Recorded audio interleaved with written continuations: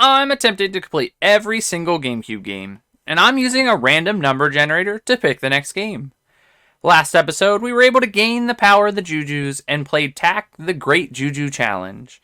In this episode, we're going to put the gloves on and fight some legends in Knockout Kings 2003. Knockout Kings 2003 was released on October 9, 2002, and was developed by New Corporation and published by EA. This was actually a really good experience, and I enjoyed my time with this one. Before we get started, make sure to like this video because it helps out the channel, and subscribe if you're new so you don't miss any of the future games. Without further ado, this is my experience with Knockout Kings 2003. In Knockout Kings 2003, we're going to go through the tournament mode and win the title to consider this one complete.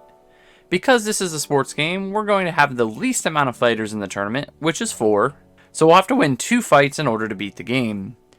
I did remove the health meters in the game because they made the game very arcade-like, and we're going to fight in an arena called Northern Lights, which I don't think is real, but I guess it could be. I figured since the name jumped out at me, I would hold these fights here.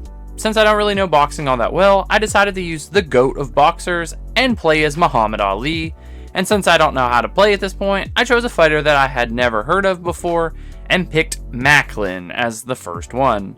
Then I chose Joe Frazier because I knew of him, and I figured I wanted my second fight to be against someone that I knew. And last I chose Butterbean because I thought that could be fun, and he's a heavy hitter, so maybe he would just knock me out. When I went into our first fight with Macklin, felt like I was a large kid bullying a small child on a playground or something because Macklin was only 5'5", compared to Ali being 6'3". This fight would never happen because we're in 2 completely different weight classes, but I figured everyone loves an underdog story, and maybe he would give us some challenge. When the game loads, we just went right into the fight. There wasn't like cutscenes of us coming down to the ring or anything, just hey, fight one another. I'm Ali in the white and black shorts, and Macklin was wearing blue shorts with the Australian flag on them. If you don't know, Knockout Kings is a boxing game, and we can move around, dodge punches, and even just block punches. I was very bad at blocking punches, so you're going to see me getting hit quite often. That's for the best, right? When throwing punches, we can do a lot with them. We can choose the type of punch we throw, where we aim at their body, and which arm we want to throw the punch with. I mainly used hooks because they never wanted to block them, but we could also throw jabs, uppercuts, crosses, and body shots, which took me forever to figure out. Now that we know how to play, let's talk about how our fight with Macklin went. After every round, we will receive scores from the judges, 10 being the best and 1 being the worst. I don't think I've ever seen a 1 thrown out, but I think it's possible. If the fight comes to it after 12 2-minute rounds, then this score will determine the winner of the fight. After our first round, we both got 10s because we threw a bunch of punches and landed a bunch of punches, but no one was ever knocked down. In boxing, if you get knocked down, you have 10 seconds to get back to your feet or you lose the fight by TKO. I think that covers everything that needs to be known to understand what's happening in this game.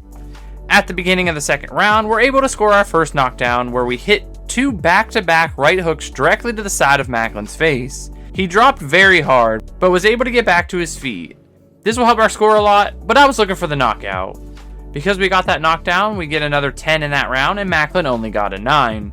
So we had an advantage over him going into the third round. During the third round, we were able to get another knockdown, where we hit him with a right hook with so much power he lifted off his feet and flew 500 feet out of the ballpark. He didn't actually, but he did come off his feet as he fell to the ground. What power we struck him with that punch. He's able to get back up again, but I could tell that we were starting to wear him down. Towards the end of the third round, we're able to hit him with a similar combo that knocked him down the first time, with 2 perfect right hooks, but we ate a jab during the encounter. We knock him down, but yet again, he's able to get up to end the third round and continue the fight. What do I have to do to keep this man down? I really admire his heart. In the third round, we're able to get another 10-point round, and this time Macklin only scored a 7. This was not good for him, but great for me. In the fourth round, we were only able to score 1 more knockdown, and this was one of the weakest looking ones so far. From certain angles, it doesn't even look like we hit him with the right hook, but he fell to the ground anyways. I don't know why the replay adds this blue effect in the background, because it doesn't mean the fight is over as I thought when I was playing, so it seems a bit extra for no reason. He's able to get back up again, and we move into the 5th round of the fight. In the 4th round, we got another 10-point round, and this time Macklin did a bit better and got an 8-point round. He did better in round 4 than he did in round 3. At the beginning of the 5th round, we get the upper hand really quickly. We hit Macklin with a massive right hook, a massive left hook that makes him spit blood into the crowd, a quick left jab, and then another left hook to knock him down. This looked most like an actual boxing combo up to this point, and I was honestly pretty proud of this one. But Macklin is an absolute monster and was able to get back to his feet again. This dude doesn't know the meaning of the word quit. In the same round, we knock him down with a less impressive combo, and we're able to knock him down with another right hook. But even though he's getting beat down, he keeps getting back up again and again, and we move into the 6th round of this fight. Who would have thought Macklin, as little as he is, would stay in the ring with us for 5 full rounds while taking this much of a beating? We score another 10 in round 5, and Macklin gets another 7. So we move into the 6th round, still looking to put this fight away. Right out of the gates of the 6th round, we get into this wild exchange with Macklin, where we're both just throwing all types of punches, jabs, hooks, uppercuts, and we were both just taking them to the face. We were able to land an uppercut at the end of the exchange that knocks him down again. I didn't think this would be enough to put him away, but that uppercut was the final blow we needed to win the fight.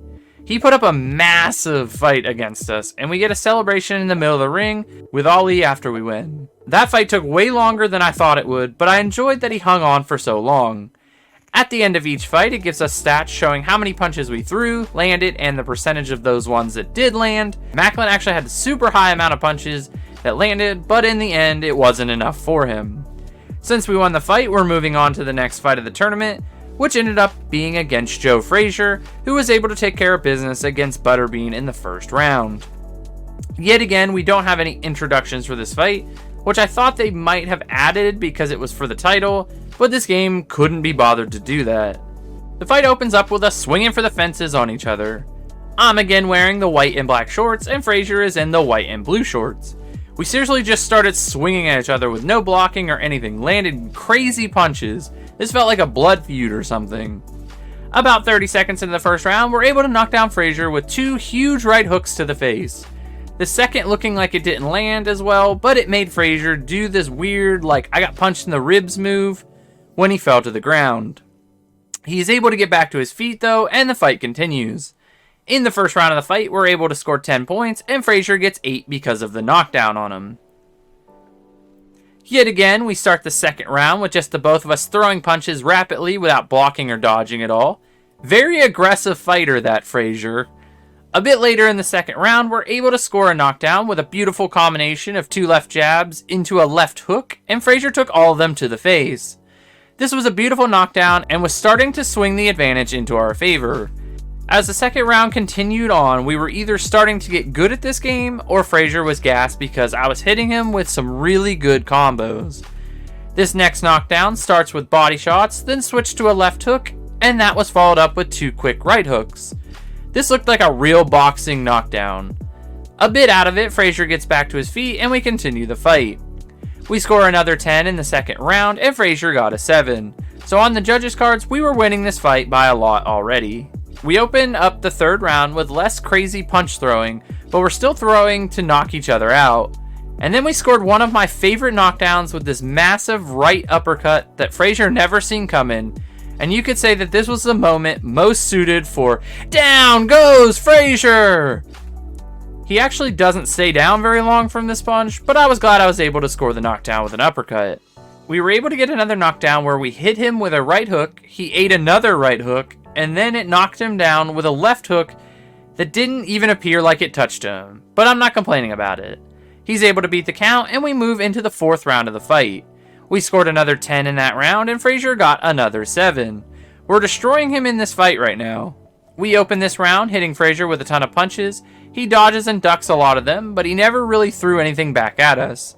This is unlike him after opening the other rounds throwing carelessly. We score another knockdown, but look how strange this knockdown is. We're able to land a big right hook that stumbled him, and then we throw another that I don't think made any contact, and he went down like we hit him with everything we had. I don't know why this happened. Not sure if the hitboxes are strange in this game or not, but it was something I wasn't expecting. Whatever it was, he wasn't able to get back to his feet, and we won the fight. which means we won the tournament. We get this cutscene that shows us getting announced as the winner, and we drop to our knees to celebrate this glorious moment. Then we get our loading screen that shows us how we did in the fight. We threw 512 punches and landed 248 of them, giving us 48% punch accuracy, which was better than Fraser's, even though he only threw half the amount of punches that we did. We did really good in that fight. We get one final screen showing Ali in front of the championship belt and telling us we won the tournament. That means we beat the game, but before we find out what game is next, there is another mode in this game called Slugfest, which is basically an arcade version of fighting that has you take on opponents until you lose. Almost like an old school fighter video game or something. I didn't play much of this, but I wanted to point this out. Anyways, Knockout Kings 2003 is complete. We finished another one. Would I recommend this game? I'm stuck in the middle of yes and no for Knockout Kings. Knowing that the series turns into Fight Night makes me think just to play those because they're really good, but this one isn't bad either. There is a creative fighter mode in this game as well that I didn't really get into. So you know what, I would recommend this, but let me know what you think about it in the comments below. If you want to know what's next, stick around, but if not, thanks for watching and remember to subscribe, like, and share this video, and we'll see you in the next one. So we got a random number generator up. Our GameCube list is up. We have 537 games left. So on the count of 3, we are going to find out what we're playing next. So in 3, 2, 1, 371. Which is Resident Evil 4.